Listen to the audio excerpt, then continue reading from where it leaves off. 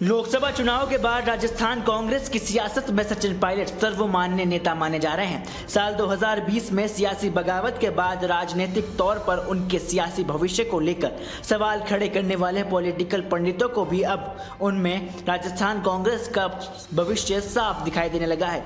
कभी सचिन पायलट को छोड़कर गहलोत खेमे में गए नेता भी अब फिर से सचिन पायलट के खेमे में लौटने लगे हैं। यहाँ तक कि राजस्थान कांग्रेस के वरिष्ठ नेता भी इन दिनों सचिन पायलट के नेतृत्व क्षमता की तारीफ के बयान देते हुए राजस्थान में नजर आ रहे हैं।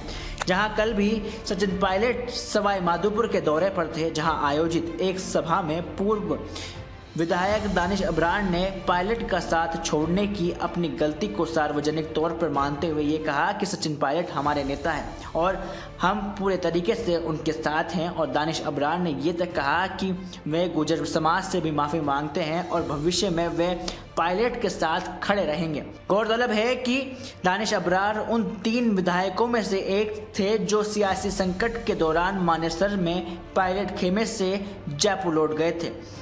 अशोक गहलोत ने कई बार सार्वजनिक मंचों से ये तक कहा था कि अगर दानिश अब्रार और 2 अन्य विधायकों में से उस समय पर अगर सूचना नहीं दी होती तो राजस्थान की सरकार गिर सकती थी।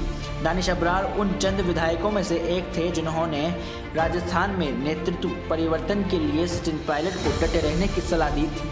बाद में उन्होंने खुद ही पाला बदल लिया था और अशोक गहलोत के खेमे में वे चले गए थे। वहीं दूसरी ओर हरीश चौधरी इसके अलावा पश्चिम राजस्थान के कद्दावर नेता माने जाते हैं जो बायतू से विधायक भी है। ऐसे में हरीश चौधरी ने भी इससे पहले एक टीवी इंटरव्यू में कहा था कि सचिन पायलट में नेतृत्व क्षमता है, इसलिए आलाकमान ने भी उन्हें 36 साल की उम्र में प्रदेश कांग्रेस की कमान संभाली थी और उन्हें प्रदेशाध्यक्ष बनाया गया था।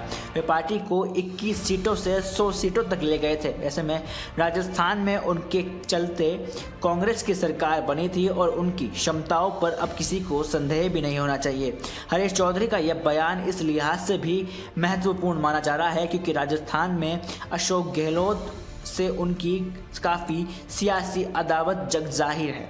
वहीं दूसरी ओर जहां लोकसभा चुनाव में कांग्रेस के बेहतर प्रदर्शन का भी श्रेय खुद सचिन पायलट को जाता है, वहीं कांग्रेस के राष्ट्रीय महासचिव और कांग्रेस के फायर ब्रांड नेता के तौर पर सचिन पायलट ने साल 2024 के अंदर भी काफ़ी अच्छा प्रदर्शन अपने उम्मीदवारों की उम्मीदवारी में भरने का काम राजस्थान में किया है। इसके अलावा सचिन पायलट अपने विधानसभा क्षेत्र टोंक और राजस्थान की कई अन्य सीटों पर भी लगातार सक्रिय नजर आते हैं। सचिन पायलट की सक्रियता के बीच उनके साथ बढ़ती हुई नेताओं की संख्या अशोक गहलोत के लिए एक बड़ी खबर नहीं होने वाली है और ये ऐसे में अशोक गहलोत के लिए अच्छी खबर नहीं होने वाली है जो अभी बीमारी के चलते बेड रेस्ट पर है।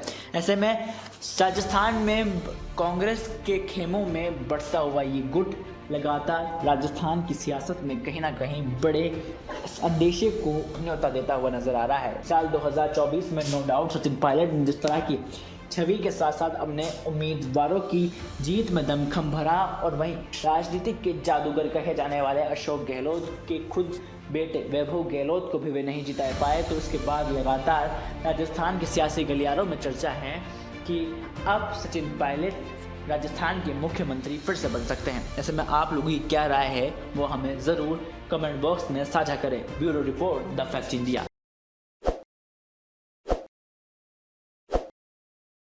ताज़ा खबरों के लिए विजिट करें द फैक्ट इंडिया की वेबसाइट और डाउनलोड करें द फैक्ट इंडिया ऐप।